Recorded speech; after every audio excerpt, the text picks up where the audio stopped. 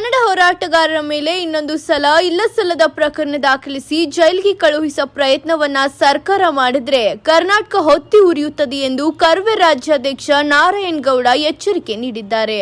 ಶನಿವಾರ ಕನ್ನಡ ಭವನದಲ್ಲಿ ಕರ್ವೆ ರಾಜ್ಯ ಮಟ್ಟದ ಕಾರ್ಯಕಾರಿಣಿಯ ಸಭೆ ಉದ್ಘಾಟಿಸಿ ಮಾತನಾಡಿದ ಅವರು, ಯರಿ ನೀವು ನಾಡು ನುಡಿ ಭಾಷೆಗಾಗಿ ಏನು ತ್ಯಾಗ ಇದೆ, ನಿಮ್ಮ ಸರ್ಕಾರದ್ದು ಅಧಿಕಾರ ಇದ್ದುಕೊಂಡು ಬೇಕಾದನ್ನ ಮಾಡಬಹುದು. ಯಾವ ಆಮಿಷ ಪಡೆದೆ 25 ವರ್ಷಗಳ ಕಾಲ ಮನೆ ಕುಟುಂಬವನ್ನ ಬದಿಗೆ ಇಟ್ಟು ಜೀವದ ಹಂಗು ತೊರೆದು ಕನ್ನಡಕ್ಕಾಗಿ ಹೋರಾಟ ಮಾಡಿದ್ದೇವೆಯಲ್ಲ, ಅದು ನಮ್ಮ ಕೊಡುಗೆ. CM Siddaramaiah, DCM DK Shivakumar, ಮಾಜಿ ಸಿಎಂ ಯಡಿಯೂರಪ್ಪ ಅವರೇ ನಾಡು ನುಡಿ ಭಾಷೆಗಾಗಿ ನಿಮ್ಮದೇನಾದ್ರೂ ನಮ್ಮ ಹೋರಾಟದ ತರ ಕೊಡುಗೆ ಇದೆಯಾ ಎಂದು ಪ್ರಶ್ನಿಸಿದ್ರೆ ಅದಕ್ಕೆ ಅವರ ಉತ್ತರ ಶೂನ್ಯ ಎಂದು ಹರಿಹಾಯ್ದ್ರು. ಬೆಳಗಾವಿ ಯಾವುದೈತಿ ಎಂದು ಹೇಳುವವರಿಗೆ ಬೆಳಗಾವಿ ನಮ್ದೈತಿ ಎನ್ನುವ ತಾಕತ್ತು ಪ್ರದರ್ಶನ ಮಾಡುತ್ತಿದ್ದೇವೆ. ಕರವೇ ಕಾರ್ಯಕರ್ತರು, ಕರ್ನಾಟಕದ ಸಚಿವ ಸಂಪುಟ ಕರವೇ ಕಾರ್ಯಕರ್ತರು ನಡೆಸುತ್ತಿರುವ ಕಾರ್ಯಕಾರಿಣಿ ಸಭೆ ಅಪ್ಪಟ ಕನ್ನಡಿಗರು ನಡೆಸುತ್ತಿರುವ ಸಚಿವ ಸಂಪುಟ ಎಂದ್ರು. ಸಿಎಂ ಸಿದ್ದರಾಮಯ್ಯ ನಮ್ಮೊಂದಿಗೆ ಚೆನ್ನಾಗಿಯೇ ಇದ್ರು, ಆದರೆ ಕನ್ನಡ ನಾಮಫಲಕ ಅಳವಡಿಸುವ ಕುರಿತು ಬೆಂಗಳೂರಿನಲ್ಲಿ ಕರವೇ ಕಾರ್ಯಕರ್ತರು ಬೃಹತ್ ಹೋರಾಟ ನಡೆಸಿದ ವೇಳೆ ಪೊಲೀಸರಿಗೆ ನಾರಾಯಣಗೌಡರಿಗೆ 3 ತಿಂಗಳು ಜೈಲಿನಿಂದ ಹೊರಗೆ ಬಿಡದಂತೆ ನೋಡಿಕೊಳ್ಳಬೇಕೆಂದು ಆದೇಶ ಮಾಡಿ ಕನ್ನಡಿಗರ ಕೆಂಗಣ್ಣಿಗೆ ಗುರಿಯಾಗಿದ್ರು. ಬೆಂಗಳೂರಿನ ಪೊಲೀಸ್ ಆಯುಕ್ತ ದಯಾನಂದ್ ಸಿಎಂ ಸಿದ್ದರಾಮಯ್ಯನವರಿಗೆ ಇಲ್ಲಸಲ್ಲದ ವಿಷಯ ಹೇಳಿ ಅವರ ದಿಕ್ಕು ತಪ್ಪಿಸಿದ ಹಿನ್ನೆಲೆಯಲ್ಲಿ ಅವರ ಕಡೆಯಿಂದ ಆದೇಶ ಮಾಡಿಸಿ ತರಾತುರಿಯಲ್ಲಿ ಡಿಸಿಪಿ ಲಕ್ಷ್ಮೀ ಪ್ರಸಾದ್ ಅವರನ್ನ ಕರೆದು ಪ್ರಕರಣ ದಾಖಲಿಸಿ ರಾತ್ರೋರಾತ್ರಿ ಬಂಧಿಸಿದ್ರು. ನಮ್ಮ ಹೋರಾಟಗಾರರನ್ನ ನ್ಯಾಯಾಲಯಕ್ಕೆ ಹಾಜರುಪಡಿಸಿ ಜೈಲಿಗೆ ಹಾಕಿದ್ರು.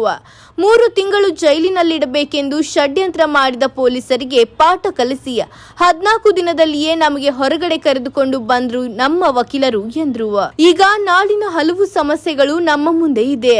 ನಮ್ಮವರೇ ನಮ್ಮ ಧ್ವನಿ ಅಡಗಿಸುವ ಪ್ರಯತ್ನ ಮಾಡ್ತಿದ್ದಾರೆ. ನಾವು ಹೆದರಿ ಅಂಜಿ ಕುಳಿತುಕೊಂಡಿಲ್ಲ.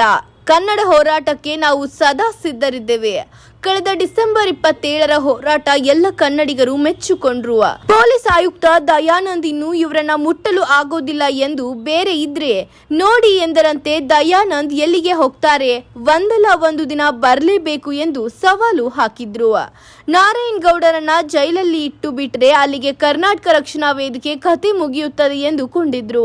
ಆದ್ರೆ ಬೇರು ಭೂಗತದಲ್ಲಿ ಗಟ್ಟಿಯಾಗಿದೆ, ಕರವೆಯ ಬೇರು ಅಷ್ಟು ಆಳವಾಗಿದೆ ಎಂದು ಗುಡುಗಿದ್ರು. ಅದರ ಅಪ್ಪನ ಕೋರ್ಟ್ ಯಾವ್ದಾರ ಇದ್ರೆ ಅಲ್ಲಿಗೂ ಹೋಗ್ಲಿ. ನಮ್ಮ ವಿಚಾರದಲ್ಲಿ ರಾಜಿ ಇಲ್ಲ. ಕರ್ನಾಟಕ ಅವಿಭಾಜ್ಯಾಂಗ ಬೆಳಗಾವಿ, ಕಿತ್ತೂರಾಣಿ ಚೆನ್ನಮ್ಮನ ಪುಣ್ಯಭೂಮಿ ಬೆಳಗಾವಿ, ರಾಯಣ್ಣನ ಜನ್ಮಭೂಮಿ ಬೆಳಗಾವಿ. ಇಲ್ಲಿ 100% ಕನ್ನಡೀಕರಣ ಆಗ್ಲೇಬೇಕು. ಅದರಲ್ಲಿ ಬೇರೆ ರಾಜಿನೇ ಇಲ್ಲ. ಬೇಡ ನಿಮಗೆ ಕನ್ನಡನೂ ಹಾಕಲ್ಲ, ಕನ್ನಡ ಮಾತಾಡಲ್ಲ ಅನ್ನೋದಾದ್ರೆ ಹೋಗ್ರಿ. ನಿಮ್ಮ ಪಕ್ಕದಲ್ಲಿದೆ ನಿಮ್ದು ರಾಜ್ಯ ಮಹಾರಾಷ್ಟ್ರ, ಹೋಗಿ ಬದುಕ್ರಪ್ಪ ಅಲ್ಲಿ. ಇಲ್ಲಿ MLA ಆದ್ರಲ್ಲ, ಒಂದ್ಸರಿ ಹೋಗಲ್ಲ MLA ಆಗ್ಲಿ ಗೊತ್ತಾಗುತ್ತೆ ನಿಮ್ಗೆ. ಸಾಮಾನ್ಯ ಒಬ್ಬ ಕಾರ್ಪೊರೇಟ್ರು ಆಗಕ್ಕಾಗಲ್ಲ. ಇಲ್ಲಿರೋ MS-ನವರಿಗೆ ಮಹಾರಾಷ್ಟ್ರ ಸಣ್ಣ ಕಾರ್ಪೊರೇಟ್ ಆಗಕ್ಕೂ ಆಗಲ್ಲ. ಇಲ್ಲಿ ಗಾಂಚಲಿ ಮಾಡ್ತಾರೆ, ಇಲ್ಲಿ ಕೋಪು. ನಮ್ಮ ಐಟಿಯರ್ ಹೇಳ್ತಾರೆ ಹುಡುಗರು, ಗಾಂಚಲಿ ಬಿಡಿ ಕನ್ನಡ ಮಾತಾಡಿ ಅಂತ ಹೇಳಿ. ಹಂಗೆ ಇಲ್ಲಿರೋರೆಲ್ಲರೂ ಕನ್ನಡ ಮಾತಾಡ್ಲೇಬೇಕು. ನಮ್ಮ ಸರ್ಕಾರ ಬಂದಂತ ಎಲ್ಲ ಸರ್ಕಾರಗಳಿಗೂ ಹೇಳಿದೆ, ಕರ್ನಾಟಕ ಎಂಬುದೇನು ಬರೀ ಹೆಸರೇ ಈ ಮಣ್ಣಿಗೆ, ಮಂತ್ರ ಕಣ, ಶಕ್ತಿ ಕಣ, ತಾಯಿ ಕಣ, ಸಿಡಿಲು ಕಣ, ಬೆಂಕಿ ಕಣ, ಚಲವ ಕೊಳುವ ಚಂಡಿ ಕಣ ಅಂತ ಹೇಳಿ. ಬರೀ ಕರ್ನಾಟಕ ಅಂದ್ರೆ ಒಂದು ಬೆಂಗಳೂರು ಅಲ್ಲ, ಒಂದು ಮೈಸೂರು ಅಲ್ಲ.